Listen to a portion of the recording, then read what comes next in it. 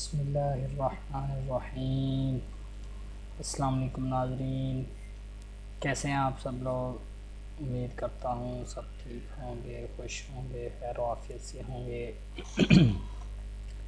آج یہ جو وظیفہ ہم آپ لوگوں کے لیے کرائے ہیں، یہ بہت ہی فائدہ مند وظیفہ ہے، بہت ہی آسان وظیفہ بھی ہے۔ اس وظیفے کی مدد سے اگر آپ جو کام ہے اللہ تعالیٰ سے جو مانگیں گے، انشاءاللہ اللہ تعالیٰ وہ آپ کو عطا فرمائیں گے، لیکن یقین ہمیں خدا تعالیٰ پر ہونا چاہیے۔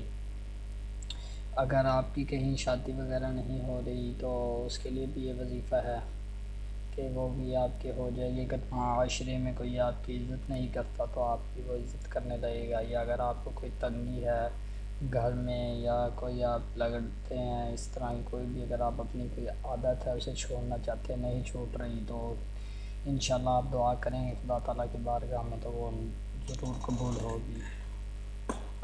یہ سب صرف خدا تعالیٰ پہ یقین کی باتیں ہوتی ہیں۔ اور اگر آپ چاہتے ہیں کہ آپ کے پاس کیا نام ہے رزق آئے تو اس کے لیے بھی آپ یہ وظیفہ کر سکتے ہیں۔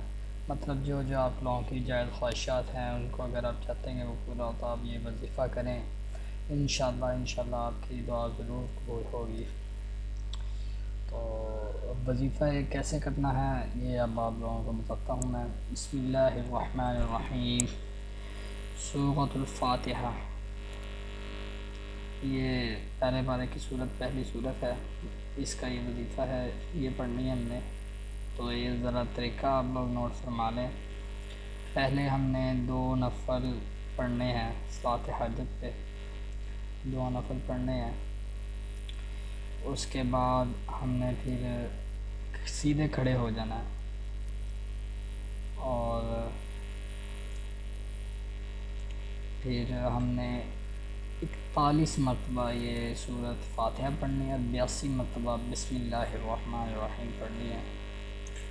تو ذرا اس کو پڑھنے کا طریقہ کچھ الگ ہے، یہ ذرا آپ دھیان سے لکھ لیجئے۔